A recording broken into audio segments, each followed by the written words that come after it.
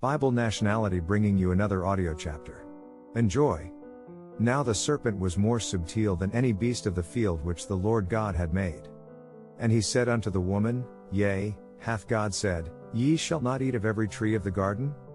And the woman said unto the serpent, We may eat of the fruit of the trees of the garden, but of the fruit of the tree which is in the midst of the garden, God hath said, Ye shall not eat of it, neither shall ye touch it, lest ye die.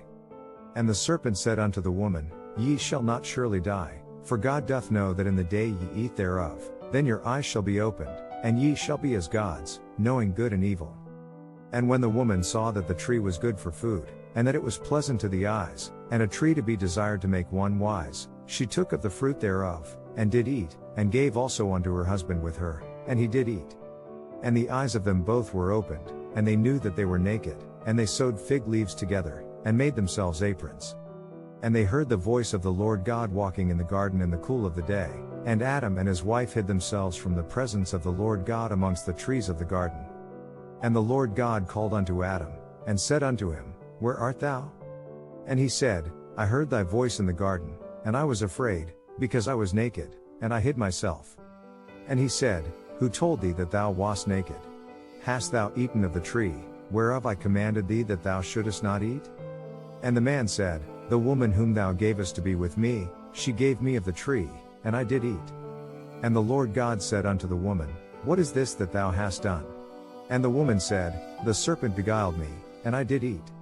And the Lord God said unto the serpent, Because thou hast done this, thou art cursed above all cattle, and above every beast of the field, upon thy belly shalt thou go, and dust shalt thou eat all the days of thy life. And I will put enmity between thee and the woman, and between thy seed and her seed, it shall bruise thy head, and thou shalt bruise his heel. Unto the woman he said, I will greatly multiply thy sorrow and thy conception. In sorrow thou shalt bring forth children, and thy desire shall be to thy husband, and he shall rule over thee. And unto Adam he said, Because thou hast hearkened unto the voice of thy wife, and hast eaten of the tree, of which I commanded thee, saying, Thou shalt not eat of it, cursed is the ground for thy sake, in sorrow shalt thou eat of it all the days of thy life. Thorns also and thistles shall it bring forth to thee, and thou shalt eat the herb of the field. In the sweat of thy face shalt thou eat bread, till thou return unto the ground, for out of it wast thou taken, for dust thou art, and unto dust shalt thou return. And Adam called his wife's name Eve, because she was the mother of all living. Unto Adam also and to his wife did the Lord God make coats of skins, and clothe them. And the Lord God said, Behold, the man is become as one of us, to know good and evil.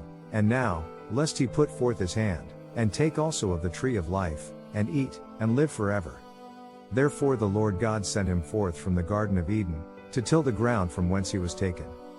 24 And last so he drove out the man, and he placed at the east of the Garden of Eden cherubims, and a flaming sword which turned every way, to keep the way of the tree of life.